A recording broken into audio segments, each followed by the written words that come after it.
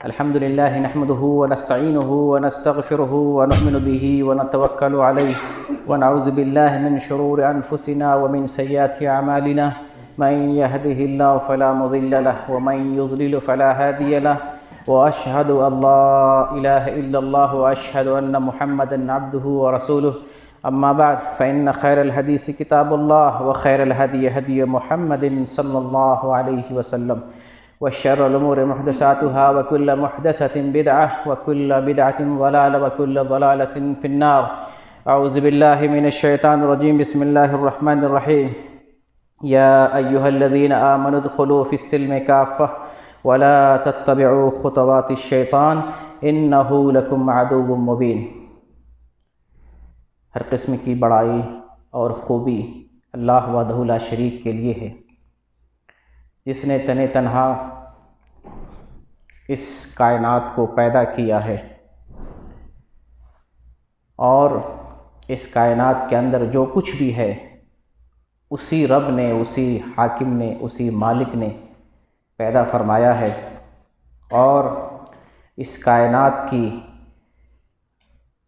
ہر چیز پر اسی اللہ کی تنہا بادشاہت ہے. اللہ رب العالمین نے ہمیں بھی ایک بہترین ڈھانچے میں بنایا ہے، اور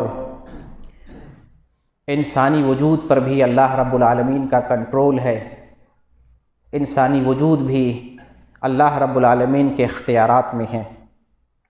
جب ہم دیکھتے ہیں کہ اس کائنات کے ذرے ذرے پر اللہ کی بادشاہت ہے، اس کی حکمرانی ہے، اسی نے زمین آسمان، اسی نے ساری مخلوقات کو پیدا فرمایا ہے، اور اسی کے اختیار میں، اسی کی قدرت میں اور اسی کے تصرف میں کائنات کی ہر چیز ہے. کائنات کی چیزوں میں اور اللہ کی قدرتی اشیاء کے اندر کسی انسان کا کوئی دخل نہیں ہے. کوئی بھی انسان اپنی مرضی سے اللہ کے قدرتی نظام کے اندر تبدیلی نہیں کر سکتا ہے. سورج کو، چاند کو، ستاروں کو، بارش کو، سردی کو، گرمی کو، ٹھنڈی کو، زلزلے کو، طوفان کو، ان چیزوں کے اندر کوئی بھی ذرہ برابر بھی کوئی بھی انسان اختیار نہیں رکھتا. ساری چیزیں اللہ رب العالمین کے ہاتھ میں ہیں. حتیٰ کہ ہمارا وجود بھی اللہ کے اختیار میں ہے. اللہ نے ہمیں بنایا ہے، کسی انسان کے اختیار میں نہیں ہے کہ اللہ کی اس جیسی مخلوق کو بنا لے. اگر ایسا ہوتا تو انسان بھی اپنے لیے بیٹا بنا لیتا، اپنے لیے اس کارخانے سے اولاد بنا لیتا، لڑکیاں بنا لیتا، لیکن انسان کے اختیار میں نہیں ہے. یہ ہمارا وجود اللہ کے اختیار میں ہے. اور پھر اللہ رب العالمین نے ہم انسانوں کو اس دنیا میں بھیج کر ایک نظام دیا ہے. اللہ رب العالمین نے ہمیں انسانوں کو اچھے اور برے راستے کی تمیز دی ہے.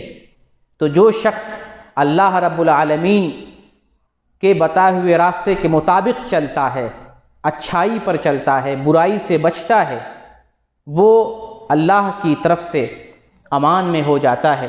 اس کے لیے دنیا میں سربلندی ہے اور اس کے لیے آخرت میں نجات ہے. میرے عزیز دوستو اور اسلامی بھائیوں، یہاں ایک بہت بڑا سوال ہے کہ ہم نے کلمہ پڑھ لیا ہے، ہم نے توحید کو گلے لگایا ہے، ہم اسلام پر چلنے کا دعویٰ کرتے ہیں، ہم مسلمان ہونے کا دعویٰ کرتے ہیں.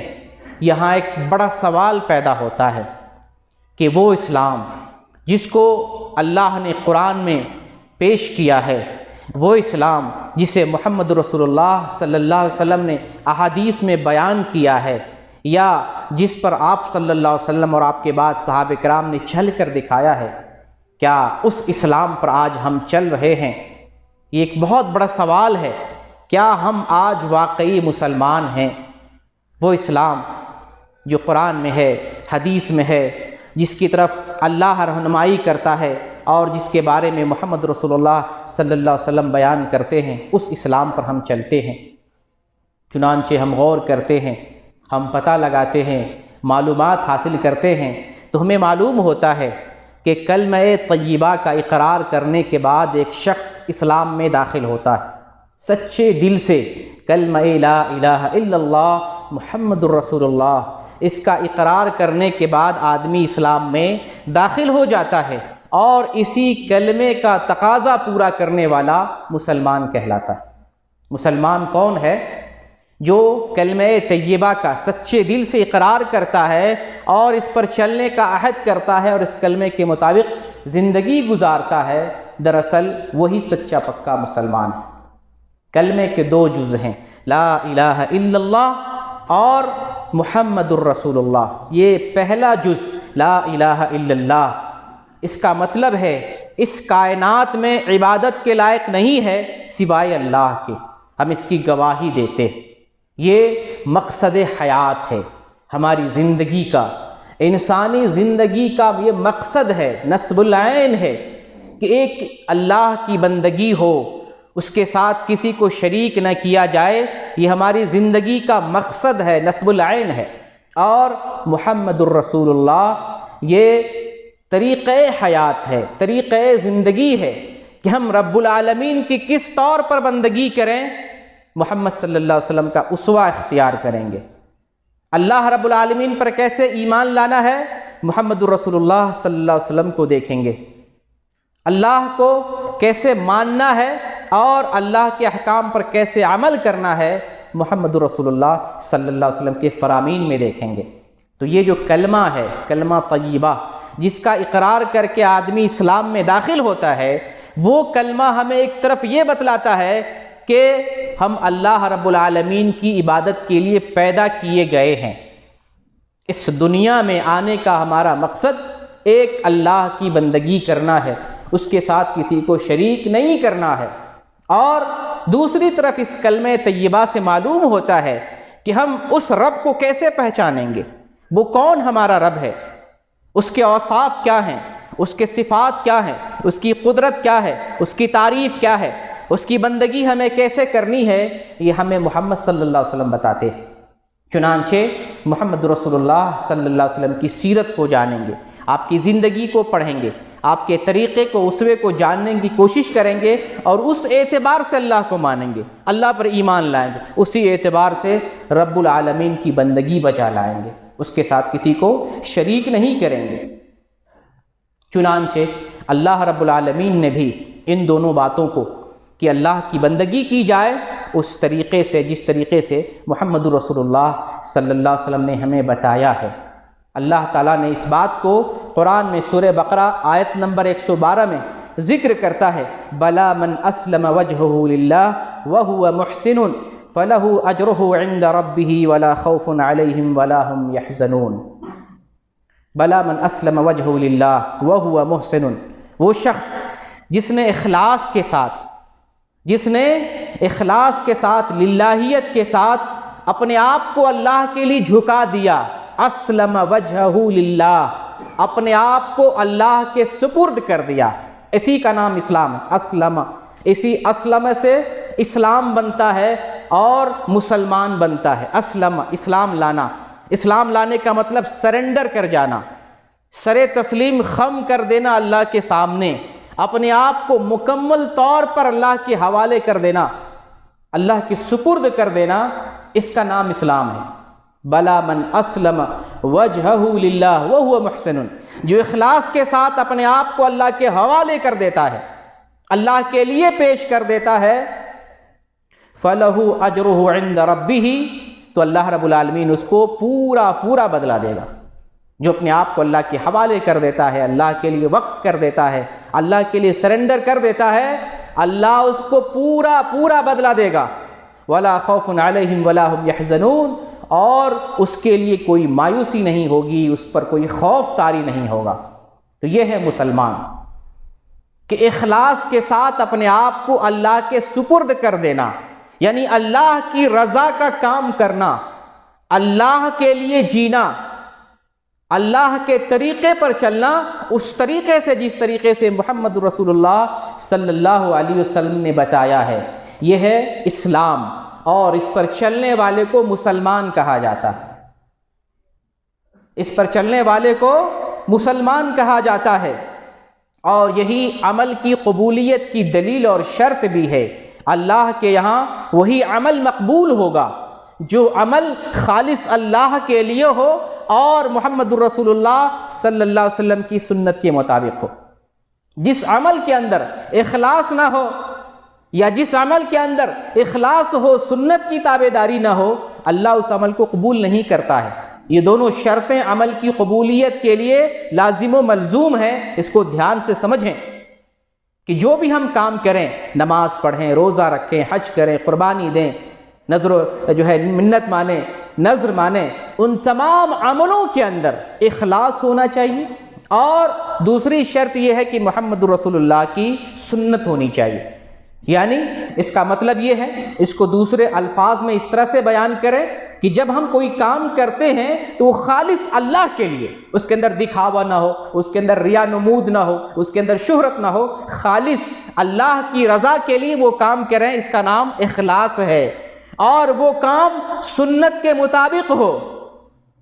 اگر ہمارے عمل میں اخلاص ہے، اللہ کی رضا کے لیے کام کر رہے ہیں، لیکن سنت کی مطابقت نہیں ہے، تو وہ عمل بھی اللہ کے یہاں قبول نہیں ہوگا۔ من عمل عملا لیس علیہ امرنا فہو رد، جس نے کوئی ایسا کام کیا جو محمد صلی اللہ علیہ وسلم کے دین میں سے نہیں ہے، آپ کے فرمان میں سے نہیں ہے، تو وہ عمل، وہ کام مردود ہے۔ تو آج ہم اپنے سماج میں دیکھتے ہیں بہت سارے ایسے کام ہمارے یہاں ہمارے سماج میں پائے جاتے ہیں جن کام کے اندر اخلاص ہوتا ہے لیکن سنت نہیں ہوتی ہے۔ وہ کام قرآن میں، وہ کام حدیث میں، محمد رسول اللہ کی سیرت میں موجود نہیں ہوتا ہے۔ صرف اخلاص ہی نہیں چاہیے، للہیت نہیں چاہیے، اس کے اندر سنت کی پابندی بھی چاہیے۔ جو بھی کام کرے اخلاص کے ساتھ، اور وہ کام محمد صلی اللہ علیہ وسلم نے کرنے کے لیے بتایا ہو۔ اپنی مرضی سے کوئی کام ایجاد کرتے ہیں اور اخلاص سے کر رہے ہیں تو وہ دین نہیں ہے، وہ مقبول نہیں، وہ مردود اور باطل ہے اللہ کے یہاں۔ مثال کے طور پہ بہت اخلاص سے ہم 13ویں کریں، لاکھوں ریال خرچ کر دیں، مقصد اللہ کی رضا ہے، اللہ کو خوش کرنا ہے، جنت پانا ہے، اللہ کو راضی کرنا ہے، لیکن دیکھتے ہیں اس میں سنت نہیں ہے، نبی نے نہیں بتایا ہے، نبی نے نہیں کیا ہے، نبی نے کرنے کا حکم نہیں دیا ہے، تو یہ عمل مردود اور باطل ہے۔ یہ عمل اللہ کے یہاں مقبول نہیں ہے، یہ عمل اللہ کے یہاں مردود اور باطل ہے۔ لہٰذا اس بات کو آپ دھیان میں رکھیں کہ جو بھی عمل اخلاص ہو اور سنت کے مطابق ہو، اسی عمل کو اللہ قبول کرے گا۔ جس عمل میں یا اخلاص نہ ہو، یا اخلاص ہو سنت کی تابعداری نہ ہو، اللہ رب العالمین اس عمل کو قبول نہیں کرے گا۔ اسی طرح اللہ رب العالمین نے اس بات کو دوسری جگہ سورہ حامیم سجدہ میں آیت نمبر 33 میں ذکر کر رہا ہے، وَمَنْ أَحْسَنُ قَوْلًا مِّمَّنْ دَعَا إِلَى اللَّهِ وَعَمِلَ صَالِحًا وَقَالَ إِنَّنِي مِنَ الْمُسْلِمِينَ۔ اللہ رب العالمین بتا رہا ہے مسلمان کون ہے، کون مسلمانوں میں سے ہے، اسلام پر چلنے والا کون ہے۔ اللہ مسلمان کی تعریف بیان کر رہا ہے، وَمَنْ أَحْسَنُ قَوْلًا مِّمَّنْ دَعَا إِلَى اللَّهِ، تم میں سب سے بہتر انسان وہ ہے اپنے گفتار اور اپنی باتوں کے اعتبار سے جو اللہ کی طرف بلائے، غیر اللہ کی طرف نہیں، بزرگوں کی طرف نہیں، اپنی بات کی طرف نہیں، اپنے گڑے ہوئے اقوال کی طرف نہیں، اپنے طور طریقے کی طرف نہیں، سماجی رسم و رواج کی طرف نہیں، اللہ کی طرف بلائے۔ وَمَنْ أَحْسَنُ قَوْلًا مِّمَّنْ دَعَا إِلَى اللَّهِ، کتنا اچھا ہے وہ انسان جو اللہ کی طرف بلاتا ہے، وَعَمِلَ صَالِحًا، اور نیک عمل کرتا ہے، بہترین عمل کرتا ہے۔ بہترین عمل کون سا ہے؟ جو اللہ نے بتایا ہے، جو رسول اللہ نے بتایا ہے۔ جو اللہ نہ بتائے، جو رسول نہ بتائے، وہ بہترین نہیں ہے، چاہے آپ جتنا اخلاص سے وہ کام کریں، جتنی للہیت سے، جتنی خشوع خضوع کے ساتھ، جتنا وضو کر کے پاک ہو کر کے طہارت اور پاکیزگی حاصل کر کے آپ کام کریں، اللہ نے حکم نہیں دیا یا رسول اللہ نے حکم نہیں دیا ہے، وہ عمل صحیح نہیں ہے، وہ عمل مردود ہے۔ نیک عمل وہی ہے جو اللہ بتائے اور اللہ کا رسول بتائے۔ تو وہ آدمی گفتار کے اعتبار سے کتنا بہترین ہے جو اللہ کی طرف بلاتا ہے اور نیک عمل کرتا ہے۔ وقال اننی من المسلمین، اور وہ یہ اقرار کرتا ہے، اعلان کرتا ہے میں مسلمانوں میں سے ہوں۔ مسلمان کہتے ہیں فرما بردار کو، جو اللہ اور اس کے رسول کا فرما بردار ہو اسے مسلمان کہا جاتا ہے۔ مسلمان اپنی منمانی کا نام نہیں ہے، اپنی طبیعت کا نام نہیں ہے، سماجی رسم و رواج کا نام نہیں ہے، اپنے بنائے ہوئے طور طریقے کا نام مسلمان نہیں ہے۔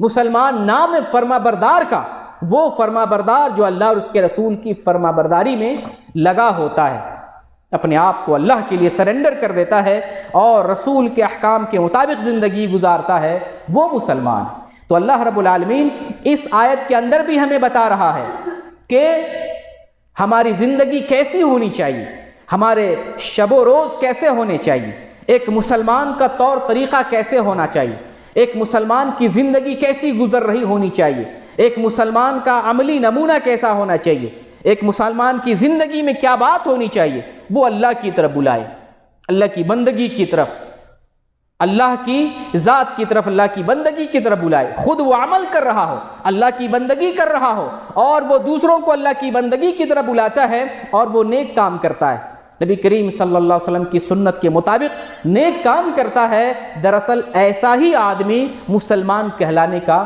حق رکھتا ہے، ایسا ہی آدمی مسلمان۔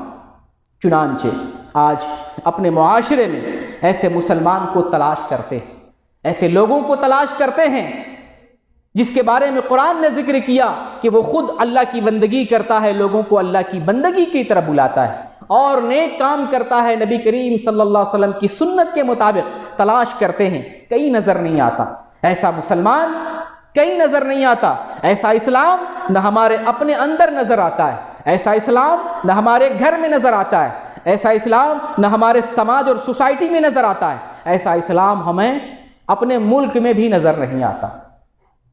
ہم مسلمانوں نے اور جدید ذہن کے مسلمانوں نے یا من مرضی پر چلنے والے لوگوں نے، مسلمانوں نے اسلام کو محدود کر دیا ہے، مسجدوں میں محدود کر دیا ہے، علماء میں محدود کر دیا ہے، یہی عالم، یہی لوگ دین پہ چلیں گے، سب لوگوں کو دین سیکھنا، دین پر چلنا، دین کی تبلیغ کرنا ضروری نہیں ہے، دین کا کام ہے صرف مسجد میں، مدرسے میں انجام دیا جائے، مسجد سے نکلو، مدرسے سے نکلو، دین کی ضرورت نہیں ہے، سیاست کرو، جمہوریت کے راستے پر چلو، اللہ کا نظام ملک میں ضروری نہیں ہے، اللہ کا نظام معاشرے میں ضروری نہیں ہے، اللہ کا نظام گھر میں ضروری نہیں ہے، یہ محدود ہے۔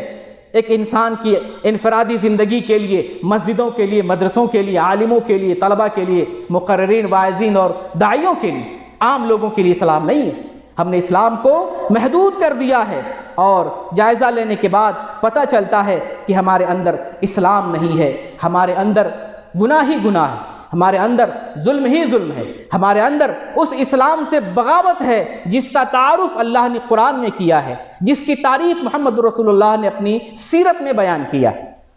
وہ اسلام ہماری زندگی میں نظر نہیں آتا، ہماری سوسائٹی میں نظر نہیں آتا، ہمارے خاندانی اور عائلی زندگی میں نظر نہیں آتا، وہ اسلام ہماری عدالتوں میں، ہمارے فیصلوں میں، ہماری پنچایتوں میں، ہمارے معاملات میں، ہماری تجارت میں، معیشت میں، کہیں پر بھی وہ اسلام نظر نہیں آتا۔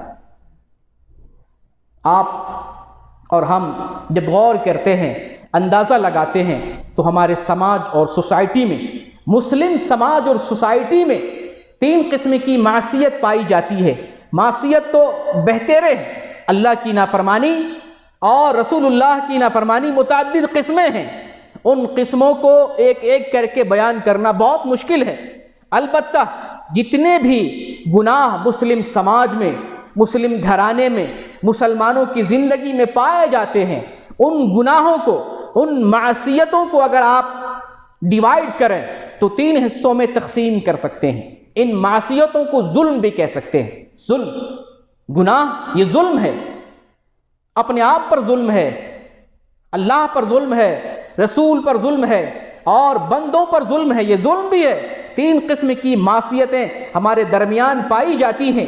ایک معصیت، ایک قسم کا گناہ وہ ہے جو اللہ کی بندگی سے مربوط ہے، اللہ کی ذات، بندگی اور صفات سے متعلق ہے، یعنی اللہ کے ساتھ کسی کو شریک کرنا۔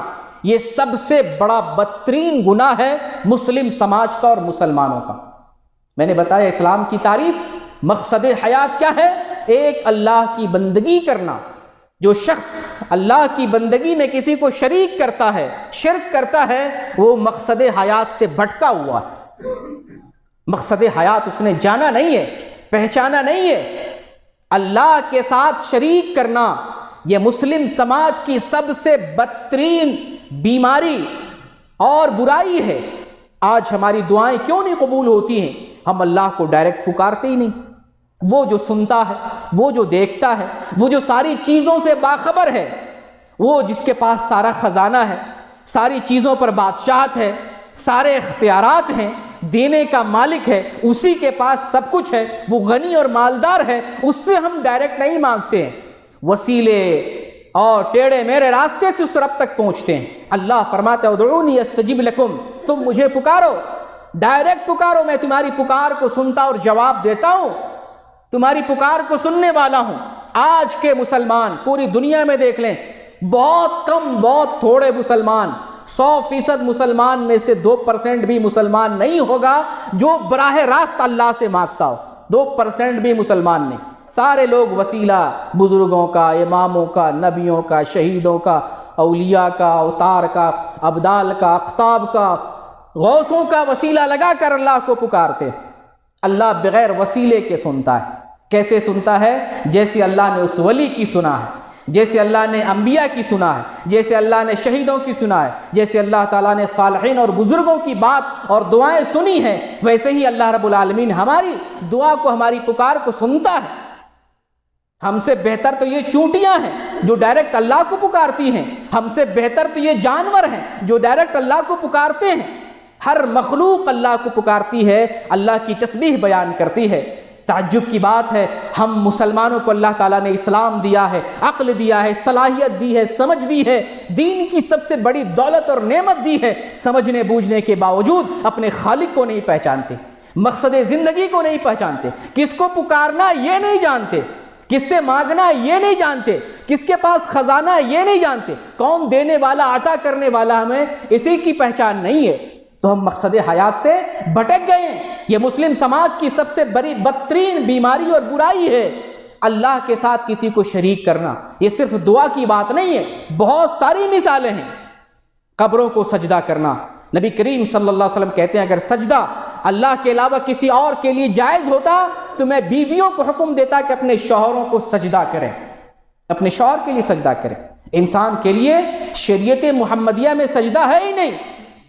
یہ آدم علیہ السلام کی شریعت تھی کہ اللہ نے فرشتوں سے آدم کے لیے سجدہ کروایا، یہ شریعت محمدی نہیں ہے، یہ شریعت آدم ہے۔ ہم لوگوں کو دھوکہ دلایا جاتا ہے کہ دیکھو آدم کو فرشتوں نے سجدہ کیا ہے تو ہم بھی سجدہ کریں، چلو عورتیں بھی شوہر کی سجدہ کریں، والدین کے لیے اولاد سجدہ کرے، سب ایک دوسرے کے لیے سجدہ کریں، یہی اسلام ہے۔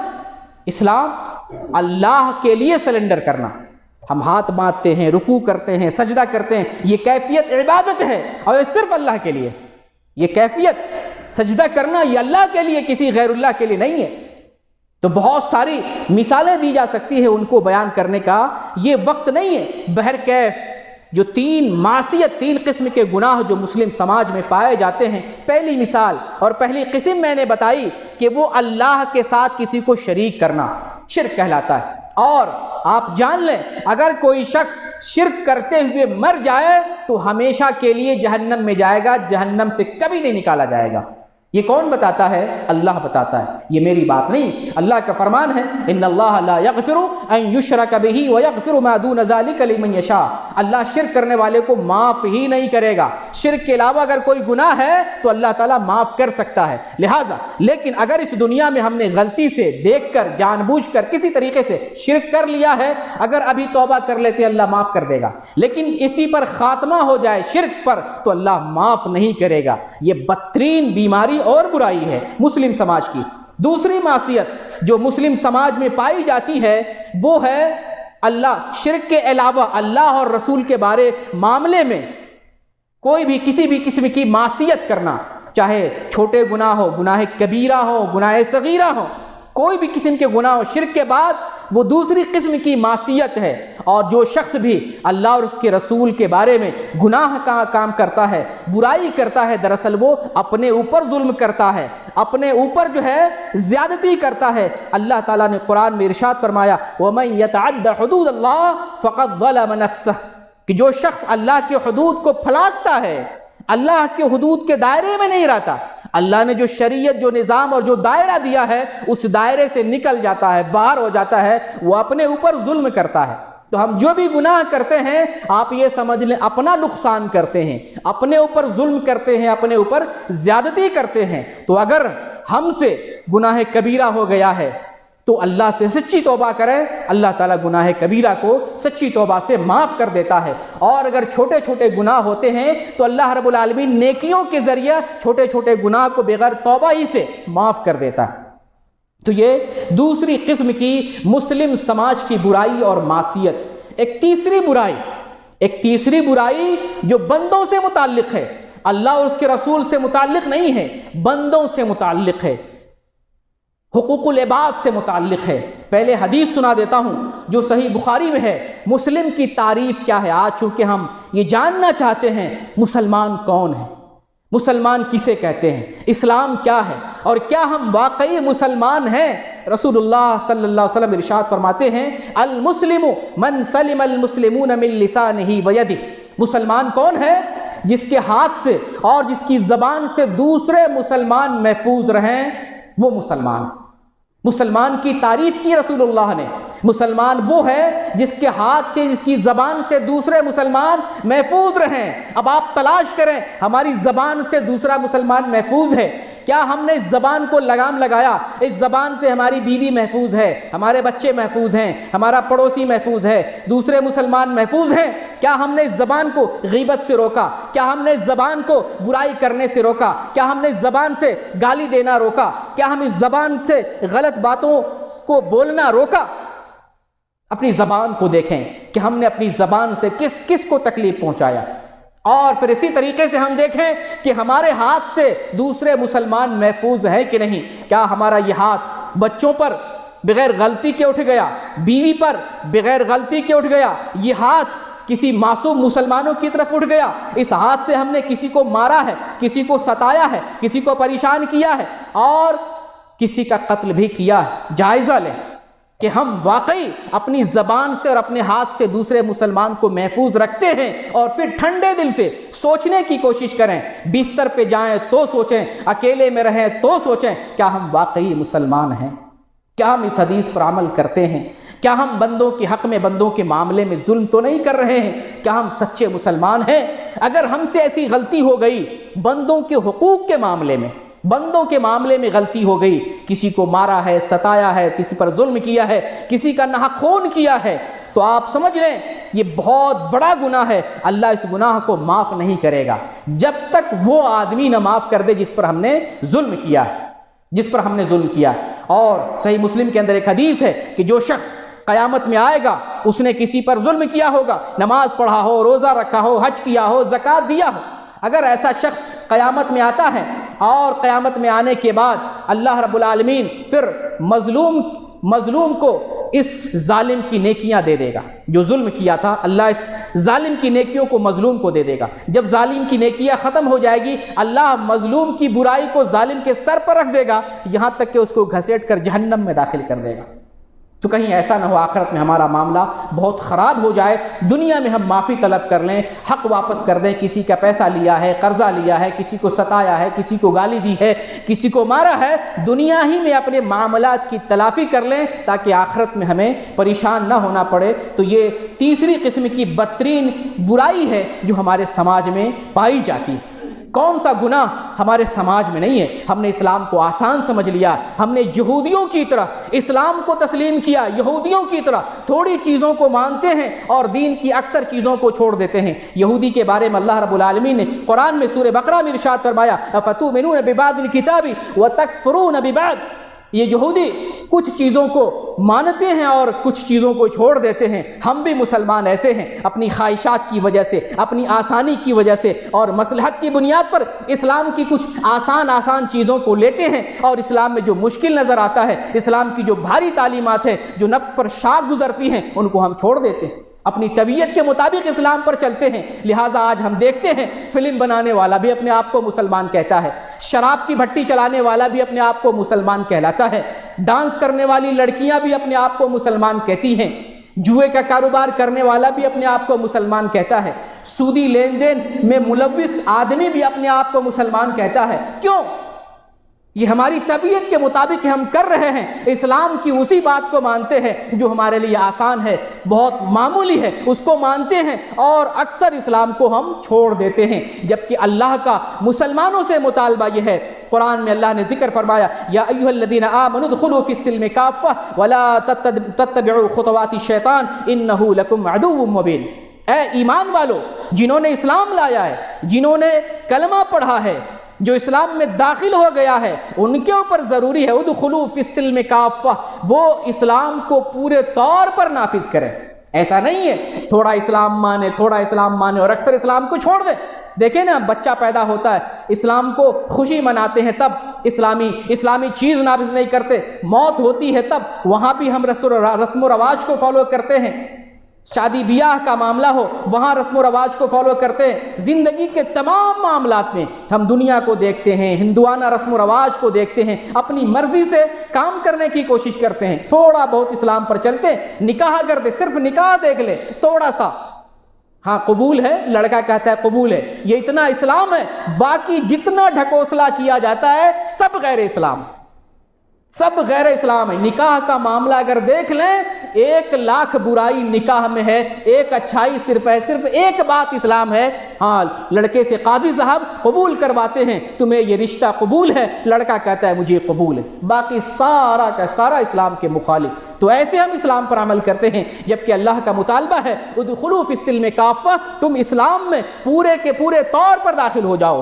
ولا تتبعوا خطوات الشیطان، اور تم شیطان کے قدموں کی پیروی نہ کرو، انہ لکم عدو مبین، بے شک یہ شیطان تمہارا کھلا ہوا دشمن ہے، شیطان ہمارا دشمن ہے۔ اگر اسلام کو چھوڑتے ہیں شیطان اچک لے گا، صراط مستقیم کے راستے سے ہٹتے ہیں شیطان اچک لے گا اور یہ ہمیں گمراہ کر دے گا، دنیا میں گمراہ کرے گا، یہاں تک کہ آخرت میں جنت سے ہمیں محروم کر دے گا۔ اسلام اتنا آسان نہیں ہے، یہ شہادت گہ الفت میں قدم رکھنا ہے۔ لوگ آسان سمجھتے ہیں مسلمان ہونا، یہ مسلمان ہونا کوئی آسان نہیں ہے۔ علامہ اقبال نے فارسی میں ایک شعر کہا ہے، چومی گویم مسلمانم بلرزم، چومی گویم مسلمانم بلرزم کہ دانم مشکلات لا الہ را، جب میں کہتا ہوں میں مسلمان ہوں تو کانپنے لگتا ہوں، کیونکہ میں جانتا ہوں لا الہ الا اللہ کے بڑے مشکلات ہیں، بڑی کٹھنائیاں ہیں۔ کلمہ پڑھنے کے بعد کلمے کے تقاضے ہیں، قرآن کی تعلیمات ہیں، حدیث کی تعلیمات ہیں، ان پر عمل کرنے والا مسلمان سچے طور پر دل سے پورے اسلام میں جو داخل ہوتا ہے وہی مسلمان کہلانے کا حق رکھتا ہے۔